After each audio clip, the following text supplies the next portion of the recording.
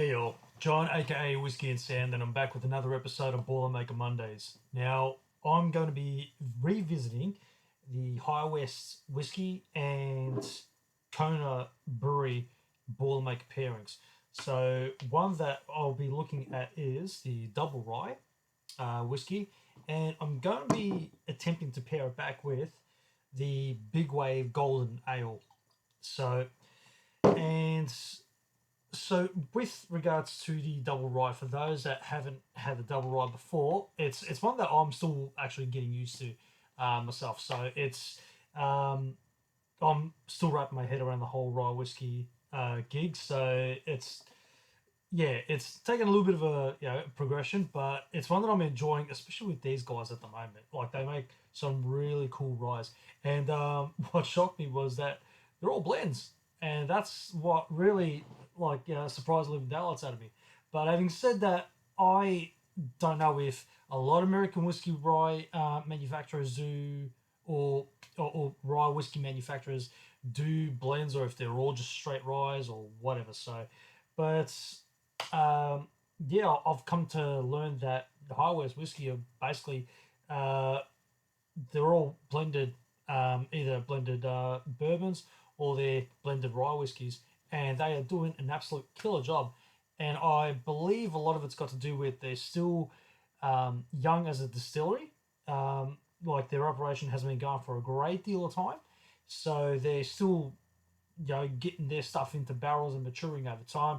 And in the meantime, they're blending with let's see if I get this right. It's MGP of Indiana, which is Midwest Grain Products, I believe it is.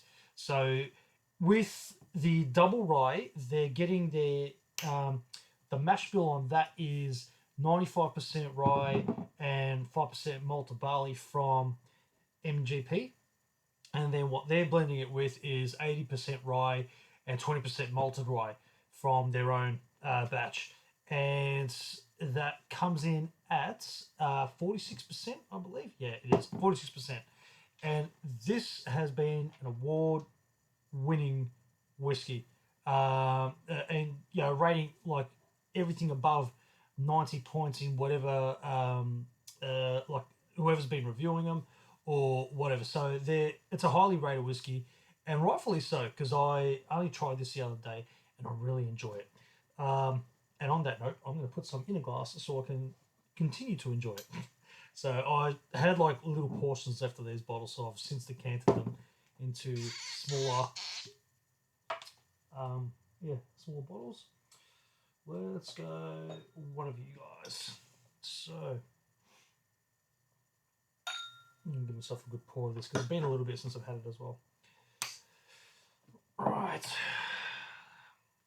Cool. It's got a real lovely colour on it. And it's nice and oily. Really nice and oily because the legs aren't even appearing yet. The line's still relatively solid, which is awesome to see. So we know that at the 46%, it's going to be one that's really going to coat the palate and really, stick around for a while, which is good. This has got a fair bit of the nose on this is actually got a bit happening. It's quite a herbal note, very herbal nut, very nutty, and there's hints of mint.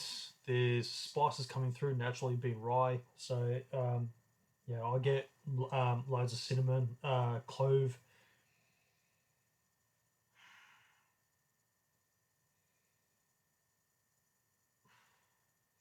Is that what? No, it's a bit dark.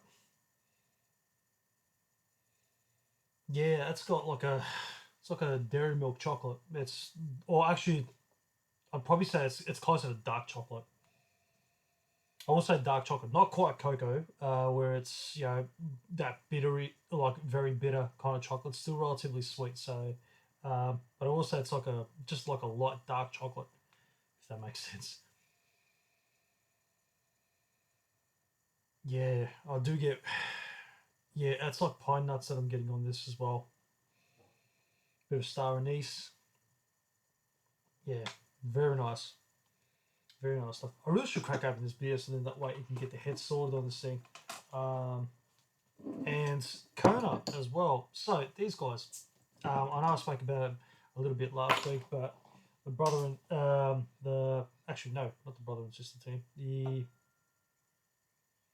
father and son team. That's right, father and son team, and based in Hawaii. And these guys make such a dangerously refreshing beer. It is very simple to. Oh, it's very easy to drink. So easy to drink.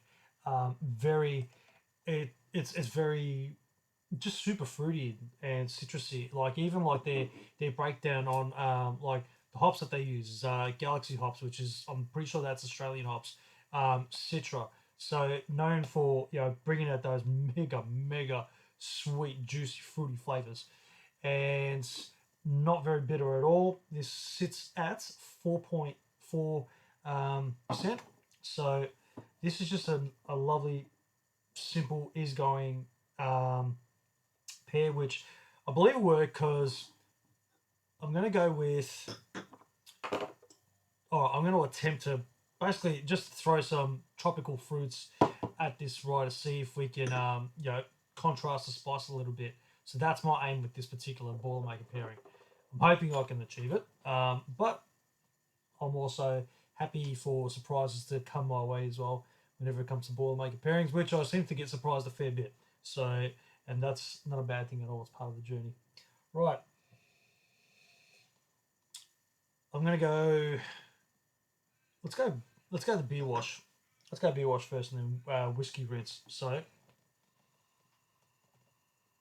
oh, that's a lively and biscuity note, and very tropical. Very tropical. So big wave. It's a golden ale. Um,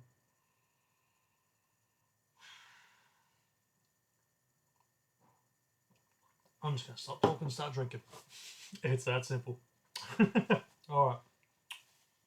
Oh, that's beautiful. And once again, consistent with the beer that I had last time. Very like it's not like a big beer, big stout or anything high ABV that's gonna sit there and cut the palate for hours on end. So this is one that will keep you going back for more every time because it's so crisp, very crisp beer, and this is like summer water. Really is not very bitter at all. Lovely amount of lovely amount of like there's some you get light hop element, but it's so well integrated with the fruits and the malt that comes through. It's just gorgeous stuff. Really lovely beer. Now, what's this going to do with that whiskey on the beer wash whiskey rinse? We're about to see in a minute. So I'm going to keep the break short in between because of how short this finish is. We'll see what it does. Knowing that it's actually a short finish is probably going to work a lot better whiskey wash beer rinse, but I'm going to give it benefit of the doubt and see what this thing does on the whiskey rinse. So let's see how we go. Mm. Right. Hmm.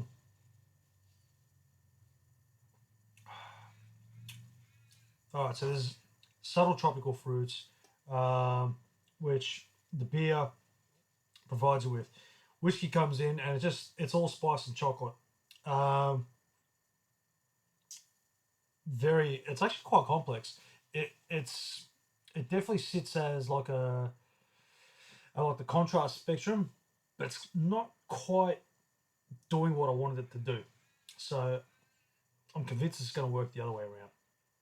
I'm hoping it does, because if it doesn't, I've got two perfectly fine drinks here that I can enjoy in their own time.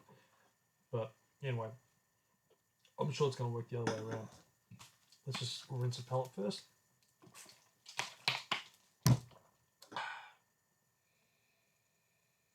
Oh, I love the nose on this. Gorgeous.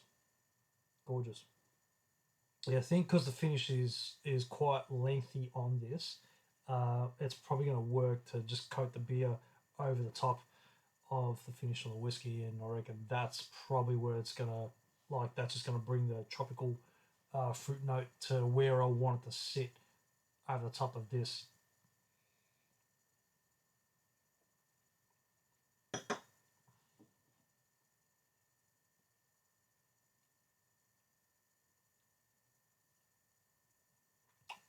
All right. So I've let that wrap around the pellet now. Now let's see what it does.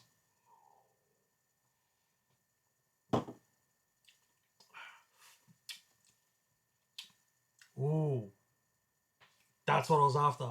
That's what I was after. That's exactly what I wanted that to do.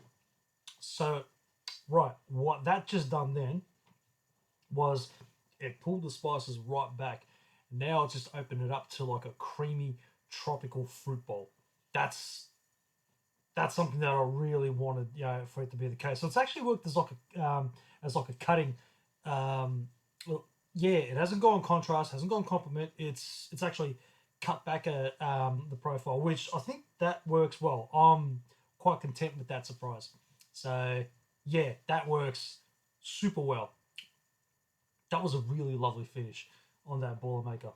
Um, Going through with the beer, it's a short one, so it's one that still works nevertheless. It's a Boilermaker that's going to keep you rushing back to get that peaches and cream over ice, or like over, well, yeah, it's like peaches and mango over ice cream kind of finish on the Boilermaker, and with just the salt bay amount of cinnamon that you can just chuck on the end of it, which you will get from your double rye.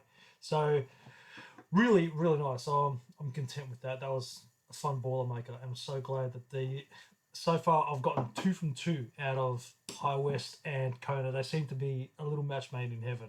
So next week we're gonna delve into the last of the beers that I have and the last of the whiskies that I've got through High West, and that is the Rendezvous Rye. And I'll see if I can pair that back with the last of you. Which one was it? I believe we had.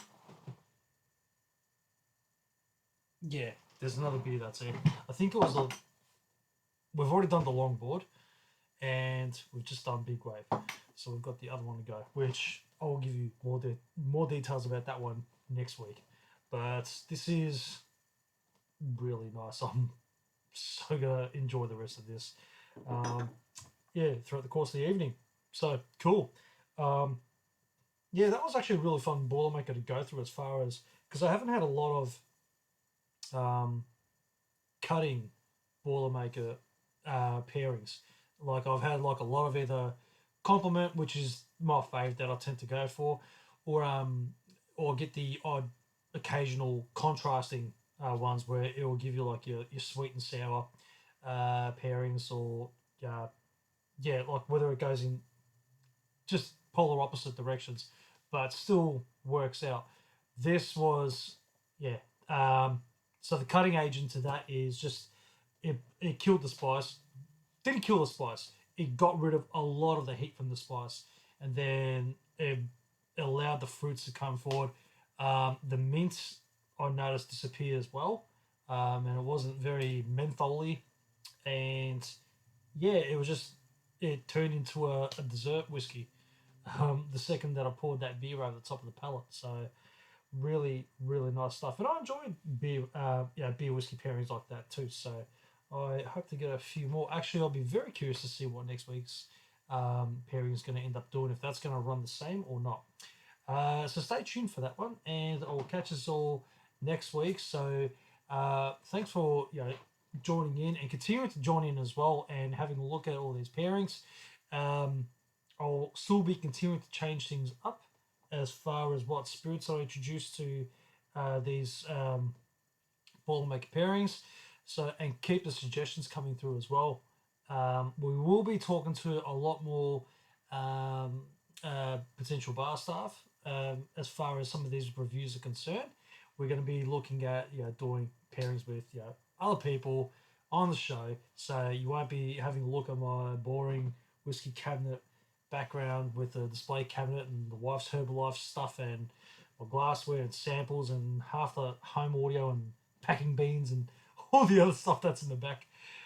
Get to have a break from this familiar scenery.